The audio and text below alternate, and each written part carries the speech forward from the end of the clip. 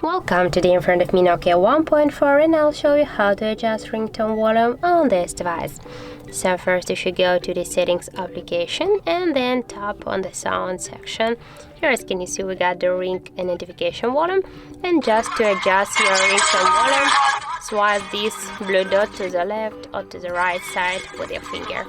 And also we got the second way how we can do that, just by pressing our volume buttons, one from the volume buttons. Just tap there and you will see then the settings icon. Tap on this icon, and by the same way you can swipe this blue dot to the left or to the right side, and that's it. And then just tap here to done to confirm all the changes. So that's how it looks. And if you find this video helpful, remember to leave a like, comment and subscribe our channel.